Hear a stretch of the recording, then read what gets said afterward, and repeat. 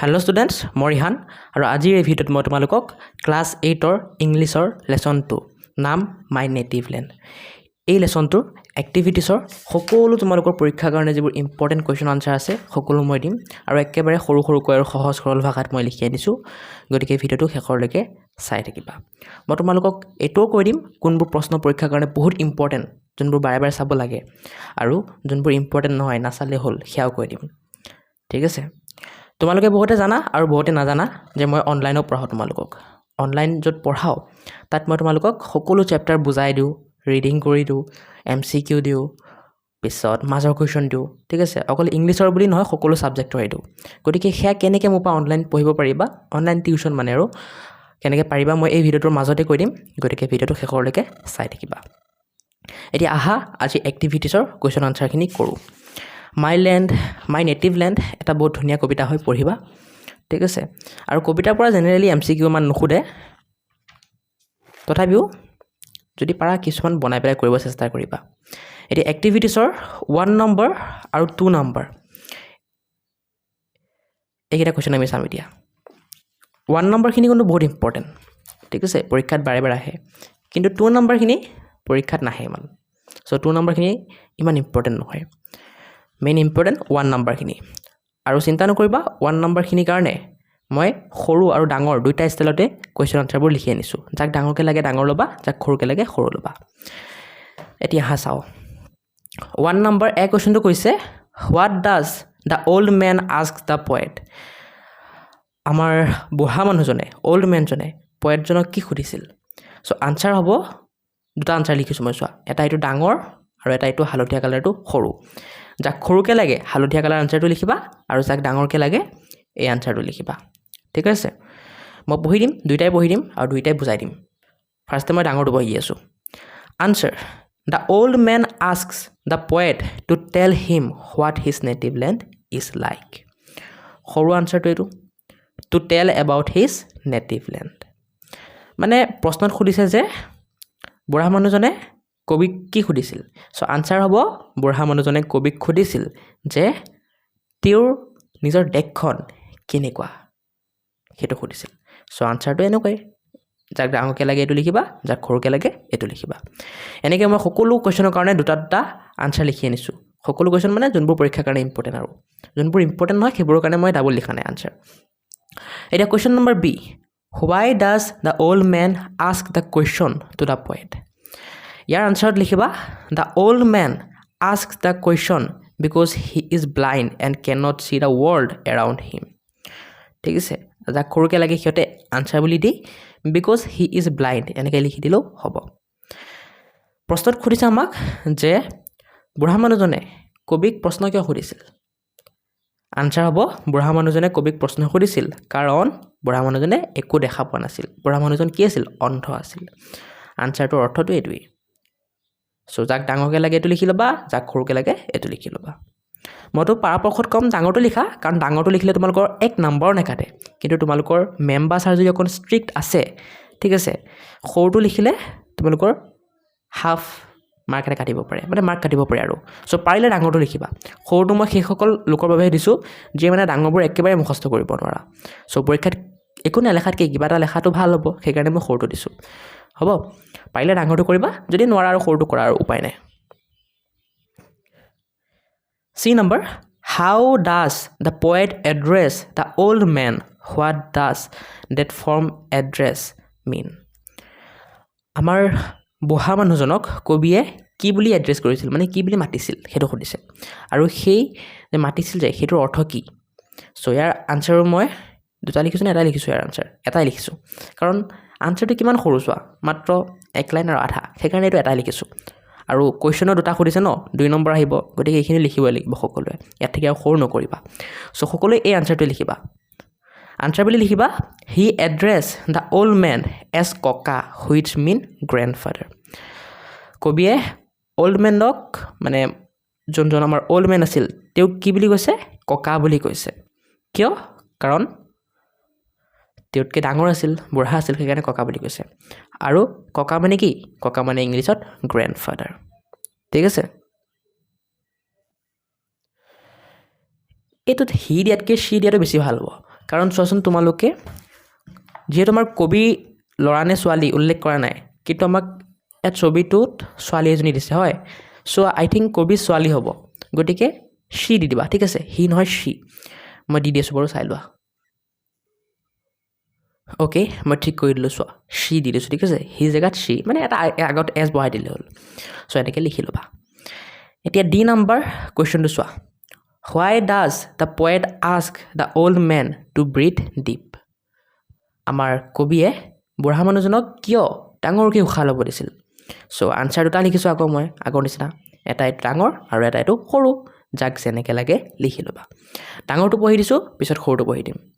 The poet asks the old man to breathe deep so that he can feel and experience his land through the warm air and cool breeze. সৰু আনচাৰটো হ'ল for experiencing him his country's air. আনচাৰটোৰ অৰ্থ হ'ল যে আমাৰ কবিয়ে বুঢ়া মানুহজনক ডাঙৰকৈ উশাহ ল'ব দিছিল যাতে বুঢ়া মানুহজনে ধুনীয়াকৈ গম পায় যে তেওঁৰ দেশৰ হাৱা কেনেকুৱা মানে বায়ু কেনেকুৱা ঠিক আছে বা তেওঁৰ দেশখন কেনেকুৱা সেইটো অনুভৱ কৰাবলৈ তেওঁক ডাঙৰকৈ বা দীঘলকৈ উশাহ ল'ব দিছিল চ' এইটোৱে আছিল এই আনচাৰটোৰ অৰ্থ এতিয়া ই নাম্বাৰ কুৱেশ্যনটো চোৱা ই নাম্বাৰ কুৱেশ্যনটো কৈছে with what does the poet compare the cool breeze on the old man's face মানে কিহৰ সৈতে আমাৰ কবিয়ে ঠাণ্ডা বতাহক কম্পেয়াৰ কৰিছিল তুলনা কৰিছিল যি আমাৰ বুঢ়া মানুহটোৰ ফেচত লাগিছিল মানে মুখত আহি লাগিছিল চ' ইয়াৰ কাৰণে দুটা আনচাৰ লিখিছোঁ এইটো ডাঙৰ আৰু এইটো সৰু যাক যোনটো লাগে লিখি ল'বা প্ৰথমে মই ডাঙৰটো পঢ়ি দি আছোঁ answer the poet compares the cool breeze on the old man's face to the peaceful breath of the land সৰু আনচাৰটো এনেকৈ লিখিবা answer to the peaceful breath of his land মানে আমাৰ কবিয়ে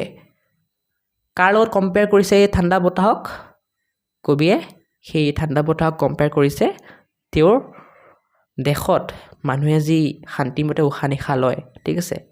তাৰ লগত তুলনা কৰিছে অ'কে ধুনীয়াকৈ লিখি ল'বা next question F number with what does the poet compare the contented gargling of the little baby মানে সৰু ল'ৰাটোৱে বা সৰু ছোৱালীজনীয়ে বেবী বুলি কৈছে ল'ৰা বা ছোৱালী যিকোনো হ'ব পাৰে ঠিক আছে সৰু শিশুটোৱে হাঁহি ধেমালিত যি শব্দ ওলায় গাৰ্গলিং মানে হাঁহি ধেমালিত যি শব্দ ওলায় সেই শব্দটোক কিহৰ লগত তুলনা কৰিছে কবিয়ে চ' আনচাৰ মই দুটা লিখিছোঁ আকৌ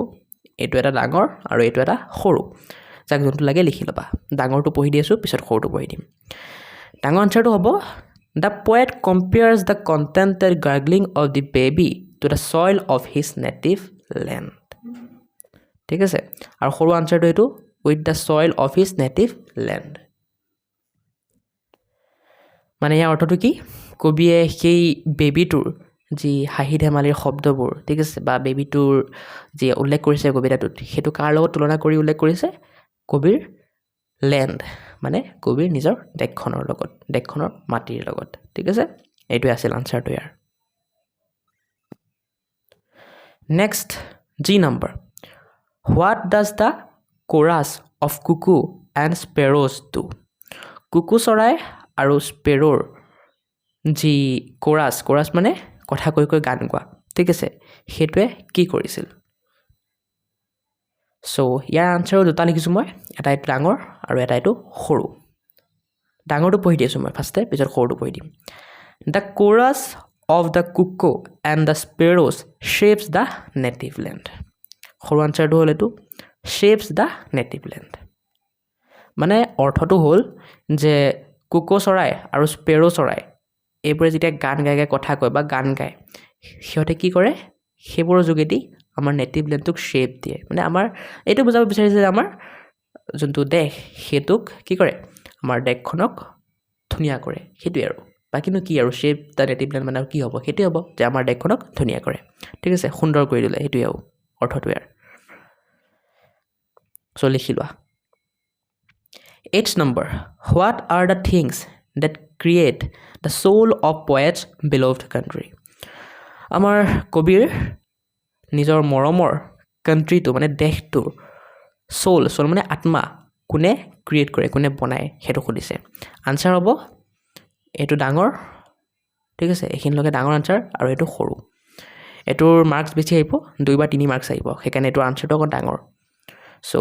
যাক ডাঙৰ আনসাৰটো লাগে ডাঙৰটো লিখিবা যাক সৰুটো লাগে সৰুটো লিখি লবা মই পঢ়ি দিম দুইটা এটাকে পঢ়ি দিম প্ৰথমে ডাঙৰটো পঢ়ি দিছো Answer. The soul of the poet's beloved country is created by a combination of musical, culinary, and spiritual elements. These include the distinct role of the bihu, dhol, the music of pepa and gogona, and the heady aroma of traditional foods like pitha and laru. Additionally, the soul is formed by the harmonious evening prayers in the namghar, masjid, and church. আৰু যদি মই সৰু আনসাৰটো পঢ়ো এনেকৈ লিখিবা Answer. The soul of the land is made of the music of the dhol, pepa, and gogona. It is also created by the sweet smell of pitha and laru and the peaceful prayers in the namghar, masjid, and church. মানে কবিয়ে প্ৰশ্নত খুদিছিল আমাক যে আমাৰ তেওঁৰ নিজৰ দেশখনৰ আত্মা কি সো উত্তৰটো হ'ব তেওঁৰ নিজৰ দেশখনৰ আত্মা হ'ল তেওঁৰ সেই দেশখনৰ কালচাৰ মানে সংস্কৃতিত কি পৰিব নাচ গান পৰিব যেনেকৈ বিহু ঠিক আছে মিউজিক পৰিব ঠিক আছে যেনেকৈ তোমাৰ মিউজিকত কি ইউজ হয় পেপা ইউজ হয় ঢোল ইউজ হয় এইবোৰ হয় আৰু কি পৰিব আৰু খাদ্য অভ্যাস পৰিব যেনেকৈ পিঠা লাৰু আৰু কি পৰিব আৰু পৰিব তোমালোকৰ স্পিৰিচুৱেল মানে ভগৱানৰ লগত জড়িত কথাবোৰ যেনেকৈ নামঘৰত কি কৰে নামঘৰত নাম গায় মছজিদত আজান দিয়ে চাৰ্চত তেনেকৈ কিবা কৰে হয় সো এইবোৰে কি হয় কবিৰ নেটিভ লেণ্ডটো সোল হয় সোল মানে আত্মা সো এইটোৱে আছিল গতিকে তোমালোকৰ 1 নম্বৰ মই গোটেইকেইটা কুৱেশ্যনৰ আনসাৰ দি দিলোঁ A B C D E F G H আৰু গোটেইকেইটা ইম্পৰ্টেণ্ট হয় পৰীক্ষাৰ কাৰণে ভালকৈ চাবা এইখিনিৰ পৰা প্ৰশ্ন আহিবই ভিডিঅ'ৰ মাজতে কৈ আছোঁ কেনেকৈ মোৰ পৰা অনলাইন পঢ়িব পাৰিবা ইয়াৰ কাৰণে এই ভিডিঅ'ৰ ডেছক্ৰিপশ্যন খুলি ল'বা আৰু তাত ইনষ্টাগ্ৰামৰ এটা লিংক পাবা য'ত ক্লিক কৰি মোৰ YourZYZ আসাম ইনষ্টাগ্ৰামটো ফ'ল' কৰি দিবা আৰু তোমালোকৰ যি পঢ়া শুনা ৰিলেটেড বা বেলেগ ডাউট থাকে বা প্ৰশ্ন থাকে তাত সুধিব পাৰিবা মোৰ পৰা অনলাইন পঢ়িবৰ কাৰণে এপ লিংকত ক্লিক কৰি মোৰ সহায়ক লাৰ্ণিং হাব এপটো ডাউনলোড কৰি ল'বা আৰু সেই এপটো কেনেকৈ ডাউনলোড কৰিব লাগে কেনেকৈ কোৰ্চ ল'ব লাগে সেয়া জানিবৰ কাৰণে এপ টিউটৰিয়েল ভিডিঅ'ৰ লিংকটোত ক্লিক কৰি চাই গম পাবা তোমালোকে যদি কিবা কোৰ্চ লোৱা সেই কোৰ্চবোৰৰ ডিটেইলছ মানে কোৰ্চবোৰত কি থাকিব কেনেকৈ পঢ়াম সেইবোৰ যদি জানিব লাগে ইয়াত সাবজেক্ট ওয়াইজ ভিডিঅ' কিছুমান দিয়া থাকিব যিটো সাবজেক্টৰ কোৰ্চ ল'বা তাত ক্লিক কৰি গম পাবা যেনেকৈ ইংৰাজী সাবজেক্টৰ কোৰ্চৰ কাৰণে এটা ভিডিঅ' দিয়া আছে মানে ইংৰাজী সাবজেক্টৰ কোৰ্চ মই লঞ্চ কৰিছোঁ অলৰেডি তাৰ ডিটেইলছ তোমালোকে গম পাবা বাকিবোৰ লঞ্চ যদি কৰোঁ ইয়াত লিংক দিয়া থাকিব চাব পাৰিবা যোনবোৰ ষ্টুডেণ্টে বেটছ ল'বা ঠিক আছে ফ্ৰী নহ'ব কিবা এটা পইচা দি ল'ব লাগিব কাৰণ অনলাইন টিউশ্যন যিবোৰ ষ্টুডেণ্টে বেটছ ল'বা সিহঁতৰ ভিতৰত কিছুমান লাকি ষ্টুডেণ্টছক মই নিজে ফোন কৰিম আৰু কিছুমান গিফ্ট দিম যেনে মোবাইল ফোন বা বেগ বা কাপোৰ ঠিক আছে সো তোমালোকে লাকি হ'লে তোমালোকেও পাবা কাৰোবাৰ যদি পইচা নাই ফ্ৰীতে পঢ়িব বিচাৰা তেন্তে তোমালোকে মোৰ ইউটিউবতে ফ্ৰী বহুত ভিডিঅ' দিয়া আছে সকলো সাবজেক্টৰ তোমালোকৰ সো ইয়াত অকমান তলত যাবা ডেছক্ৰিপশ্যনৰ তলত গ'লে ইয়ৰ ক্লাছ অল ফ্ৰী ভিডিঅ'ছ পাবা আৰু এই লিংকবোৰত ক্লিক কৰি সেই ফ্ৰী ভিডিঅ'ছবোৰ চাব পাৰিবা আৰু অকণ তলত যাবা মোৰ ছ'চিয়েল মিডিয়া লিংক কিছুমান পাবা ইনষ্টাগ্ৰাম হোৱাটছআপ এইবোৰত গৈ পেলাই মোক ফ'ল' কৰি দিবা ঠিক আছে আৰু এপটোৰ বিষয়ে বা কোৰ্চৰ বিষয়ে যি ডাউট থাকে মোক এই ইনষ্টাগ্ৰামটোত সোধা মই নিশ্চয় ৰিপ্লাই দিম তোমালোকক হেল্প কৰিম কেনেকৈ কোৰ্চ ল'বা তাৰ ওপৰত এতিয়া কোনোবাই তোমালোকৰ ডেছক্ৰিপশ্যন খুলিব নাজানে ভিডিঅ'ৰ সো মই শিকাই দি আছোঁ এনেকৈ তোমালোকে ডেছক্ৰিপশ্যন খুলিব পাৰিবা যেতিয়ালৈকে ইউটিউবটো আপডেট নহয় ভিডিঅ'ৰ ডেছক্ৰিপশ্যন খুলিবৰ কাৰণে ভিডিঅ'টো সৰু কৰি ল'বা সৰু কৰি এই MORE মোৰ অপশ্যনটো ক্লিক কৰিবা দেখা পাইছানে এইটো মোৰ ইয়াত ক্লিক কৰাৰ পিছত তোমালোকৰ এই পেজটো খুলি যাব ইয়াত আকৌ মোৰ লেখা আছে তলত তাত ক্লিক কৰিবা ক্লিক কৰিলে এই পেজটো খুলি যাব যেটো তোমালোকৰ ভিডিঅ'ৰ ডেছক্ৰিপশ্যন আৰু ইয়াতেই মই সকলো লিংক দিছোঁ তোমালোকে গৈ চাব পাৰা এতিয়া আমি 2 নম্বৰখিনি চাম 2 নম্বৰখিনি মই প্ৰথমে কৈছিলোঁ ইম্পৰ্টেণ্ট নহয় কিন্তু তথাপি কাবাক যদি লাগে কৰি ল'ব পৰা ঠিক আছে হোমৱৰ্ক কৰিব দিব পাৰে বাৰু তোমালোকক 2 নম্বৰত কৈছে যে A B C D E ইয়াত কেইটামান পেৰাগ্ৰাফ বা লাইন দিছে এই পেৰাগ্ৰাফ বা লাইন কবিতাটোৰ কোনটো ষ্টেঞ্জাৰ লগত বা কোনটো ষ্টেঞ্জাৰ অৰ্থ বুজাইছে লিখিব দিছে সো তোমালোকে লাইনবোৰ পঢ়িবা মই জাস্ট কৈ দি আছোঁ কোনটো ষ্টেঞ্জাৰ অৰ্থ বুজাইছে যেহেতু ইম্পৰ্টেণ্ট নহয় সেইকাৰণে মই ইমান পঢ়া নাই আৰু সো A নম্বৰ লাইনটোৱে 4 নম্বৰ ষ্টেঞ্জাৰ অৰ্থ বুজাইছে 4 নম্বৰ ষ্টেঞ্জাৰ মানে এইটো 1 নম্বৰ ষ্টেঞ্জা এইটো 2 নম্বৰ এইটো 3 এইটো 4 নম্বৰ ষ্টেঞ্জা ঠিক আছে তো এইটো অৰ্থ বুজাইছে ঠিক আছে 1 2 3 4 এইটো 4 নম্বৰ ষ্টেঞ্জা এইটো অৰ্থ বুজাইছে তেনেকৈ বি নম্বৰ যেটো তোমালোকৰ পেৰাগ্ৰাফ দি আছে হেতুৱে 7 নম্বৰ ষ্টেঞ্জা বুজাইছে সি নম্বৰে 1 নম্বৰ ষ্টেঞ্জা বুজাইছে পিছত ডি নম্বৰে 5 নম্বৰ ষ্টেঞ্জা বুজাইছে আৰু ই নম্বৰে 3 নম্বৰ ষ্টেঞ্জা বুজাইছে কিতাপতে লিখিলো ইমান ইম্পৰ্টেণ্ট নহয় নপঢ়িলো এটো একো নাই কাৰণ পৰীক্ষাত নাহে নেক্সট 3 নম্বৰখিনি চাম আমি 3 নম্বৰখিনিও ইমান ইম্পৰ্টেণ্ট নহয় কিন্তু একেবাৰে নাহে বুলিও নকওঁ যেনেকৈ 2 নম্বৰখিনি নাহে ঠিক আছে এটো মানে গ্যাৰান্টি কিন্তু 3 নম্বৰখিনি নাহে বুলি নকওঁ আহিব পাৰে ইম্পৰ্টেণ্ট আছে মানে ইমানো বেছি ইম্পৰ্টেণ্ট নহয় কিন্তু আহিব পাৰে 3 নম্বৰখিনি কি কৈছে জানা 3 নম্বৰ এইখিনি আৰু মেইন প্ৰশ্ন নহয় আৰু এইখিনি মেইন প্ৰশ্ন নহয় মেইন প্ৰশ্ন এইখিনি তোমালোকৰ মেইন প্ৰশ্ন গতিকে এইখিনি কি কৈছে আমি চাই লহা 3 নম্বৰ 1 2 3 4 পৰীক্ষাত নাহে বুলি নকওঁ দেই মই বাৰে বাৰে কৈছো চান্স আছে গতিকে কোনো এই না যাবা পাৰিলে পঢ়ি যাবা কিন্তু 1 নম্বৰখিনি নিচিনা ইম্পৰ্টেণ্ট নহয় সো 3 নম্বৰখিনি আমি চাই লহা দিয়া 3 নম্বৰ 1 কোৱেশ্চনটো কি কৈছে চোৱা find out the examples that the poet uses to make the old man feel what his land is like মানে আমাক সেই এক্সাম্পলবোৰ ল'ব দিছে সেই এক্সাম্পলবোৰ লিখিব দিছে যিবোৰ আমাৰ কবিয়ে ব্যৱহাৰ কৰিছিল ওল্ড মেনটোক বুঢ়া মানুহটোক ফিল কৰাবলৈ যে তেওঁৰ নিজৰ দেশখন কেনেকুৱা এতিয়া যেহেতু মই ক'লোৱে 3 নম্বৰ 1 2 3 4 ইমানো বেছি ইম্পৰ্টেণ্ট নহয় সেইকাৰণে মই এটা ইমান সৰুকৈ লিখা নাই ঠিক আছে অকল মিডিয়াম সাইজত লিখিছো আৰু ইয়াতকৈ আৰু সৰু কৰা নাই এটা আনসাৰ লিখিছো মানে সো যাক লাগে লিখি ল'ব পৰা এতিয়া 3 নম্বৰ 1 আনসাৰটো এনেকৈ লিখিবা the warm air the cool breeze and the sturdy back of the mother মানে কবিয়ে warm air গৰম বায়ু the cool breeze ঠাণ্ডা বায়ু and the sturdy back of the mother আৰু মাকৰ পিঠিত যে ল'ৰা ছোৱালী উঠি থাকে হেতু এইকেইটা বস্তুৰ লগত এইকেইটা বস্তু দি তুলনা কৰি তেওঁৰ নিজৰ দেশখনৰ বিষয়ে বুজাইছে কাক বুজাইছে আমাৰ সেই বুঢ়া মানুহজনক সো লিখি দিবা যাক লাগে ইয়াতকৈ আৰু সৰু কৰা নাই মই ঠিক আছে সকলো এইটোৱে লিখিবা next 2 number find out the examples that the poet uses to make the old man hear the sounds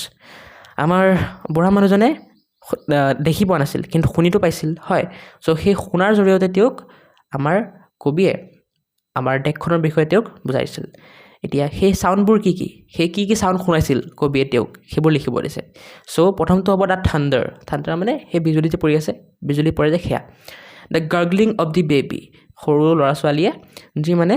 হাঁহি ধেমালি কৰি থাকে তাৰ sound the chorus of the cuckoo and স্পেৰ'ছ কুকু আৰু স্পেৰ' চৰাই যি গান গায় যি কথা কয় সেইবোৰ দ্য ৰোল অফ বিহু ঢোল দ্য চাউণ্ডছ অফ পেপা এণ্ড গগনা and the chant of evening prayer আৰু কি তোমাৰ বিহুত যি ঢোল বজায় পেপা বজায় বা যি সাউণ্ড আহে বিহুৰ পৰা সেইবোৰ আৰু নামঘৰ বা মছজিদ এইবোৰৰ পৰা যি কি আহে শব্দ আহে সেইবোৰৰ দ্বাৰা কবিয়ে তেওঁক নিজৰ দেশখন কেনেকুৱা তাক বুজাইছে সো এইখিনিয়ে আৰু এইখিনি লিখিবই লাগিব ইয়াত সৰু কৰিব নোৱাৰিবা সো সকলোৱে এইটোৱে লিখিবা 3 number question find out the examples that the poet uses to make the old man smell what his land is like এতিয়া কবিয়ে কোনবোৰ বস্তু ব্যৱহাৰ কৰি আমাৰ বুঢ়া মানুহজনক অনুভৱ কৰাইছিল যে তেওঁৰ দেশখন কেনেকুৱা আৰু সেই বস্তুবোৰ মানে স্মেলৰ লগত ৰিলেটেড হ'ব লাগিব স্মেল মানে গোন্ধ ঠিক আছে কিবোৰ বস্তু যিবোৰৰ গোন্ধ শুঙাই কবিয়ে বুঢ়া মানুহজনক তেওঁৰ দেশখন কেনেকুৱা ফিল কৰাইছিল সো আনসাৰ হ'ব দ্য হেডি এৰোমা অফ দ্য পিঠা এণ্ড লাৰু পিঠা আৰু লাৰু হয় নাই পিঠা আৰু লাৰুৰ গোন্ধ শুঙাই সো লিখি দিবা 4 number was the old man able to guess the season when the poet describes what his land was like? আমাৰ বুঢ়া মানুহজনে পয়েটৰ যি ডেছক্ৰিপশ্যন কবিৰ যি মানে বৰ্ণনা আমাৰ দেশখন কেনেকুৱা লাগে তাৰ ওপৰত সেয়া শুনি পেলাই বুজি পাইছিল নে যে কবিয়ে যেতিয়া বৰ্ণনা কৰি আছে সেই ছিজনটো কি সেই ঋতুটো কি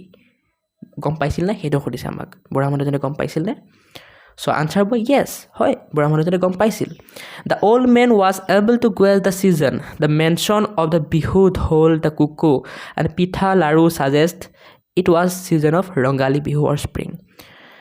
বুঢ়া মানুহজনে অনুভৱ কৰিব পাৰিছিল যে ছিজনটো কি কাৰণ কবিয়ে মেনশ্যন কৰিছিল যে বিহু ঢোল আৰু কুকু মানে কি চৰাই জানান নাই কুকু মানে কুলি চৰাই ঠিক আছে আৰু পিঠা লাৰু কথা উল্লেখ কৰিছিল সো এইবোৰ কেতিয়া হয় বিহু কেতিয়া হয় মানে আমাৰ বিহুত ঢোল পেপা এইবোৰ কেতিয়া বজায় গগনা কেতিয়া বজায় কুলিয়ে কেতিয়া মাত দিয়ে পিঠা লাৰু কেতিয়া বনায় ৰঙালী বিহুত বনায় গতিকে ছিজনটো কি ৰঙালী বিহু ছিজনটো ৰঙালী বিহু নহয় মানে ৰঙালী বিহুৰ দিন আৰু ৰঙালী বিহু কি ছিজনত হয় স্প্ৰিং ছিজনত হয় স্প্ৰিং ঠিক আছে সো এনেকৈ লিখিবা আনচাৰটো সো পাৰিলে চাবা 3 নম্বৰখিনি হা যদি নোৱাৰা আৰু বেলেগ কথা নাই 3 নম্বৰখিনি ইমানো বেছি ইম্পৰ্টেণ্ট নহয় যিমান 1 নম্বৰখিনি এতিয়া 4 নম্বৰখিনি কিন্তু মোষ্ট ইম্পৰ্টেণ্ট 4 নম্বৰখিনি চোৱা 4 নম্বৰ মিলোৱা মিলুই মই তোমালোকক মিলাই দি আছোঁ তোমালোকে চাই মিলাই ল'বা এইকেইটা মোষ্ট ইম্পৰ্টেণ্ট পৰীক্ষাত আহে So A number thunder to milibo tumalukor the loud explosive sound that following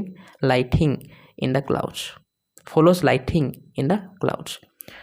thunder ortho etu ঠিক আছে তেনেকৈ morn ortho etu morning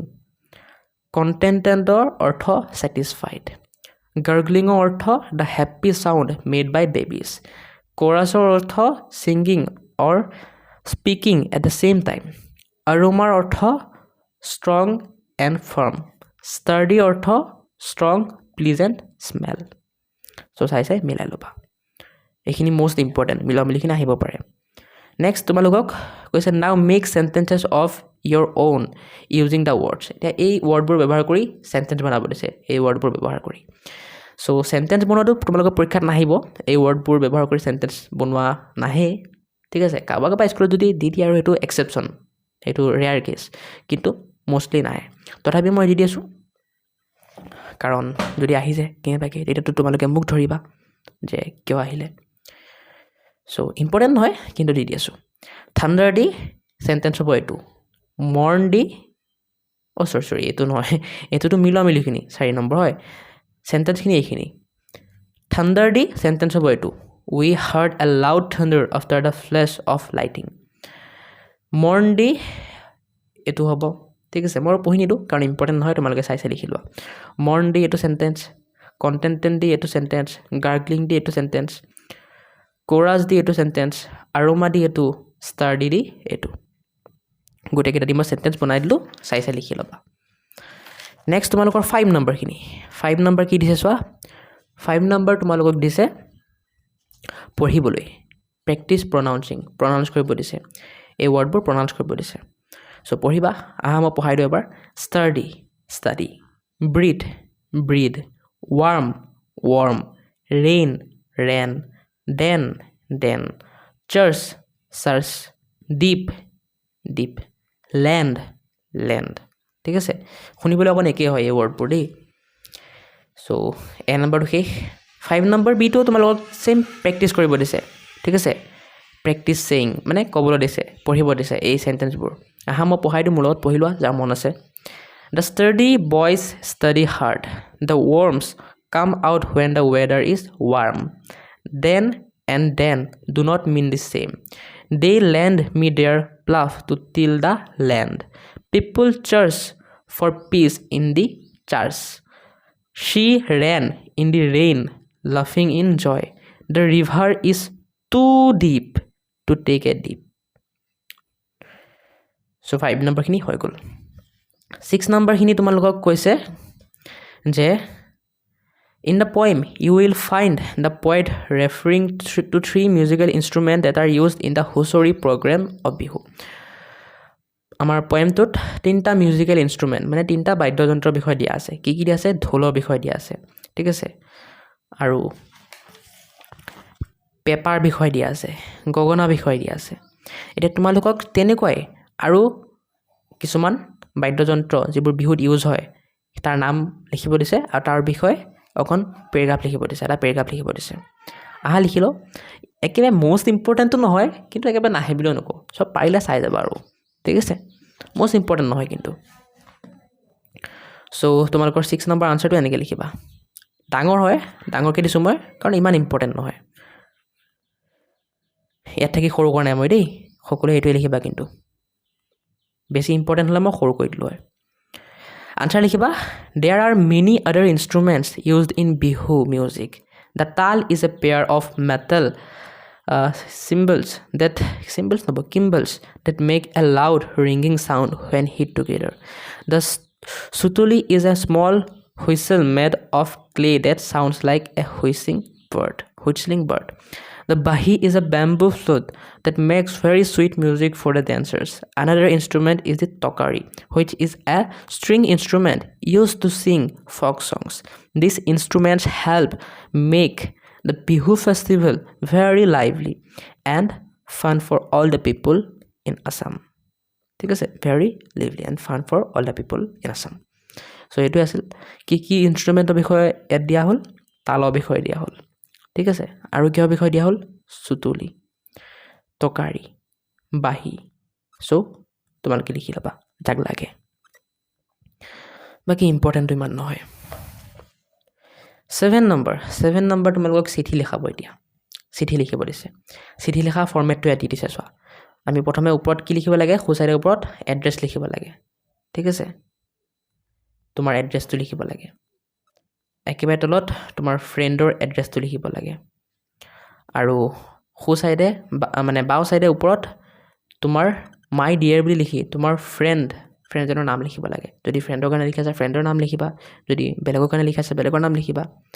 আৰু এই যে তোমালোকে সম্বোধন কৰিলা সেইটোক কি বুলি কোৱা হয় চেলুটেশ্যন বুলি কোৱা হয় পিছত নেক্সট চিঠিৰ মেইন বডি মানে তোমালোকে কিহৰ কাৰণে চিঠিটো লিখিছা লিখি দিবা কি কথাবোৰ আছে সেইবোৰ ঠিক আছে চ' এইটো মেইন বডি কি কথাবোৰ আছে সেইবোৰ লিখিব লাগে নেক্সট লিখা হোৱাৰ পিছত মইতো ক'লোৱেই তোমাৰ ফ্ৰেণ্ডৰ এড্ৰেছটো লিখি দিবা তলত আৰু ইয়াত লাষ্টত ইয়ৰ নেম মানে তোমাৰ নাম লিখি দিবা আৰু যে তুমি পঠাইছা চিঠিখন এনেকৈ চিঠি লিখে এতিয়া তোমালোকক এটা চিঠি লিখিব দিছে ঠিক আছে ৰঙালী বিহুৰ হলিডেৰ ওপৰত আৰু তুমি সেই হলিডেত তোমাৰ ফ্ৰেণ্ডক ইনভাইট কৰিছা তোমাৰ ঘৰলৈ তাৰ ওপৰত এটা চিঠি লিখিব দিছে চ' মই লিখি দিছোঁ কাৰোবাৰ স্কুলত যদি চিঠি আহে তে আহিব পাৰে বাকী যদি বাইদেউ তোমালোকক চিঠি লিখা শিকোৱা নাই বা পঢ়োৱা নাই তেতিয়া অহা চান্সটো বহুত কম আছে চ' এইটো কমপ্লিটলি তোমালোকৰ স্কুলৰ ওপৰত ডিপেণ্ড কৰিব তোমালোকক যদি চিঠি লিখা পঢ়াইছে বা শিকাইছে তেতিয়া আহিব যদি নাই শিকোৱা নাহে চ' চিঠিটো এনেকৈ লিখিবা প্ৰথমে তোমাৰ এড্ৰেছটো লিখি দিবা তোমাৰ এড্ৰেছ কি হয় লিখি দিবা তেনেকৈ হ'ব এতিয়া মই লিখা নাই কাৰণ মই নাজানো তোমাৰ এড্ৰেছ কি হয় তোমালোকে যদি এড্ৰেছ লিখিব নাজানা তেতিয়া মই অকণ শিকাই দিছোঁ চোৱা এনেকৈ লিখিব পাৰিবা তোমালোকৰ ষ্টেটটোৰ নাম লিখি দিবা যেনেকৈ কি ষ্টেট আছাম ডিষ্ট্ৰিক্টৰ নাম লিখিবা ভিলেজৰ নাম লিখিবা ভিলেজ মানে তোমালোকৰ গাঁও কোনখন ডিষ্ট্ৰিক্ট মানে তোমালোকৰ জিলা কোনখন পিছত পিন লিখি দিবা ঠিক আছে চ' এনেকৈয়ে তোমালোকে তোমালোকৰ এড্ৰেছটো ইয়াত লিখি দিবা অ'কে নেক্সট তোমাৰ ফ্ৰেণ্ডৰ নাম লিখিবা যেনেকৈ মই ৰাম বুলি লিখি দিছোঁ আৰু তোমালোকৰ যি ফ্ৰেণ্ড হয় যি মন যায় লিখি দিবা নেক্সট এইখিনিত তোমালোকৰ মেইন বস্তুখিনি লিখি দিবা মই লিখি দিছোঁ চোৱা পিছত তোমাৰ নাম লিখি দিবা যে ইয়ৰ ফ্ৰেণ্ড ৰাহুল তোমাৰ বন্ধু ৰাহুল মানে ৰাহুল নামৰ বন্ধুটোৱে তোমালৈ চিঠিখন পঠাইছে হয় নাই মানে তুমি ৰাহুল আৰু তুমি তোমাৰ বন্ধুলৈ চিঠিখন পঠাইছা এইটো আৰু পিছত তোমাৰ বন্ধুৰ এড্ৰেছবোৰ এনেকৈ লিখি দিবা মই ইয়াত এনেই দিছোঁ আৰু যদি তোমালোকৰ ষ্টেট বেলেগ হয় মানে ৰাজ্য বেলেগ হয় বেলেগ ৰাজ্য দিবা ডিষ্ট্ৰিক্ট বেলেগ হ'লে বেলেগ দিবা তোমালোকৰ ইচ্ছা এতিয়া এড্ৰেছটো মই কি জানিম কাৰ এড্ৰেছ কি তোমালোকে নিজেই কৰিব লাগিব চ' এনেকৈ লিখি ল'বা আকৌ এবাৰ মই দেখাই দিছোঁ আনচাৰটো ষ্টাৰ্ট হৈছে ইয়াৰ পৰা আৰু শেষ হৈছে ইয়ালৈকে নেক্সট 8 নম্বৰ তোমালোকক কৈছে তোমালোকৰ টিচাৰক এটা পেছেজ পঢ়িব দিছে ঠিক আছে সেই পেছেজটো তোমালোকৰ একেবাৰে কিতাপৰ লাষ্টত আছে মই তোমালোকক দেখাই দি আছোঁ ৰ'বা ক'ত আছে পেছেজবোৰ যে ইয়াত আছে চোৱা পেজ নাম্বাৰ 112 112 এই পেছেজটো পঢ়িব দিছে তোমালোকৰ টিচাৰক পঢ়াৰ পিছত তোমালোকক শুনি কি বুজি পালা তাৰ ওপৰত ভিত্তি কৰি এইবোৰ পূৰ কৰিব দিছে সো তোমালোকৰ টিচাৰ যেতিয়া পঢ়িব তোমালোকে শুনি এইবোৰ পূৰ কৰিবা ঠিক আছে তোমালোকৰ টিচাৰ যদি নপঢ়ে তে নাহে পৰীক্ষাত সিম্পল কথা সো 8 নম্বৰ বা 8 নম্বৰখিনি এ 1 2 ঠিক আছে পিছত বি আৰু আছে নেকি নাই এই বি লৈকে গতিকেইটা সেইটোৰ ওপৰতে ভিত্তি কৰি তোমালোকৰ টিচাৰে পঢ়িব তাৰ ওপৰত ভিত্তি কৰি সেইবোৰ কোৱেশ্চন আছে গতিকে তোমালোকে টিচাৰ পঢ়িলে শুনি লিখিবা আৰু মই কাৰণে কৈ দিয়া নাই আৰু ইম্পৰ্টেণ্ট নহয় এইটো 9 নম্বৰ 9 নম্বৰটো ইম্পৰ্টেণ্ট নহয় ঠিক আছে 9 নম্বৰটো তোমালোকক কৈছে যে ইয়াত যিবোৰ জীৱ জন্তু আছে সিহঁতে কি মাত দিয়ে ঠিক আছে ইয়াত দিয়া আছে কোনটো কাৰ লগত বহিব তোমালোকক নি পেলাই লিখিব দিছে কৰি দিছো বাৰু মই কিন্তু ইম্পৰ্টেণ্ট নহয় তোমালোকে কিন্তু ইয়াত এটা বস্তু দিয়া আছে চোৱা these words are called onomatopoeic words because they sound similar to actual sounds এই ৱৰ্ডবোৰক কি বুলি কোৱা হয় মনত ৰাখিবা এইটো onomatopoeic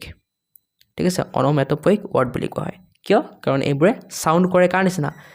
এই জীৱ জন্তুবোৰে যি কথা বতৰা কয় যি মাত দিয়ে তাৰ নিচিনা পুৰা সেম সাউন্ড কৰে সেইকাৰণে সিহঁতক সেইটো নাম দিছে সো মনত ৰাখিবা এতিয়া হাইখিনি কৰি দিও কোনটো জীৱৰ লগত হ'ব মিলাই দিও মই তোমালোকে চাই লিখি লোৱা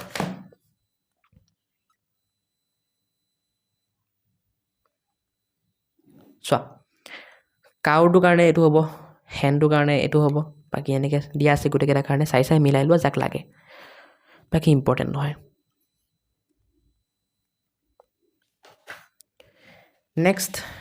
10 নম্বৰ আছে 10 নম্বৰখিনি ইম্পৰ্টেণ্ট হ'ব কাৰণ গ্ৰামাৰ হয় ঠিক আছে নেৰেশ্যন হয় তোমালোকে জানাই নেৰেশ্যন যেতিয়া এক্টিভ ভয়েছৰ পৰা এক্টিভ নেৰেশ্যনৰ পৰা মোৰ ভয়েছৰ কথা মনত আহি আছে এক্টিভ নেৰেশ্যন বুলি কথা নাই মানে তোমালোকৰ ডাইৰেক্ট স্পীচৰ পৰা ডাইৰেক্ট নেৰেশ্যনৰ পৰা ইনডাইৰেক্ট নেৰেশ্যনলৈ নিলে আমি কি কৰোঁ ডেট বহাৰ মাজত হয় নাই কিন্তু যদি তোমালোকৰ এই সেন্টেন্সটো যদি ইম্পাৰেটিভ সেন্টেন্স হয় তেতিয়া ডেট নপঢ়ে কি বহে টু বহে সো সেয়া বিষয়ে অকমান ইয়াত দিছে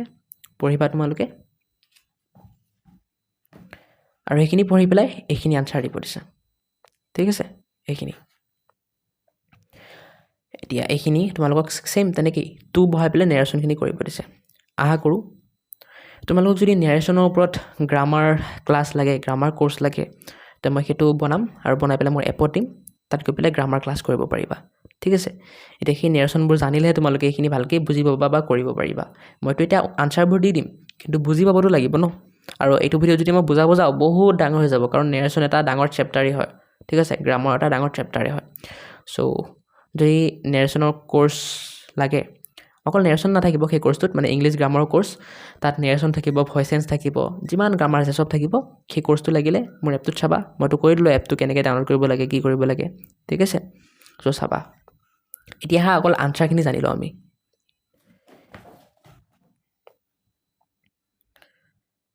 এ নাম্বাৰ আনসাৰ এইটো হ'ব বি নাম্বাৰ এইটো চি এইটো ডি এইটো ই এইটো এফ এইটো জি এইটো এইচ এইটো চাই লিখি লোৱা ওকে এতিয়া 11 নম্বৰখিনি তোমালোকক কি কৈছে জানা তোমালোকক গ্ৰুপত তোমালোকক কামটো কৰিব দিছে কি কৰিব দিছে চোৱা share with your partner what inspires you the most about your native land it could be the following তোমালোকৰ বন্ধুৰ লগত শ্বেয়াৰ কৰিব দিছে যে তোমালোকৰ দেশখনৰ কি কথাই ইনস্পায়াৰ কৰে মানে উৎসাহিত কৰে ঠিক আছে সো তোমালোকে কৰিবা ফ্ৰেণ্ডৰ লগত ডিসকাস কৰিবা এটো কোনো প্ৰশ্ন নহয় যিবোৰ লিখিব লাগে খালি ডিসকাস কৰিব দিছে নেক্সট 12 নম্বৰো কোনো প্ৰশ্ন নহয় জাস্ট তোমালোকক কৈছে পিঠা কেনেকৈ বনাব লাগে ইনগ্ৰেডিয়েন্ট মানে পিঠা বনাবলৈ কি বস্তু লাগে ইয়াত দিয়া আছে আৰু তোমালোকক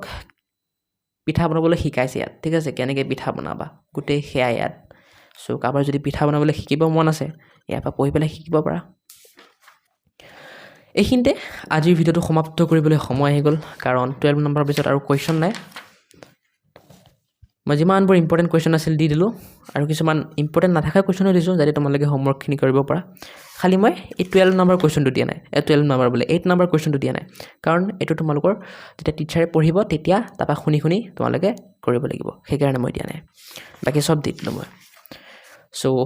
আশা কৰোঁ ভিডিঅ'টো ভাল লাগিল যদি ভাল লাগিল ভিডিঅ'টো লাইক কৰি চেনেলটো ছাবস্ক্ৰাইব কৰি দিবা আৰু এটা ধুনীয়া চাই কমেণ্ট কৰি দিবা আৰু যদি ভাল লগা নাই ভিডিঅ'টো তথাপিও মোক কমেণ্ট কৰি কোৱা কিয় ভাল লগা নাই তেতিয়া মই সেইটো ইমপ্ৰুভ কৰিবলৈ চেষ্টা কৰিম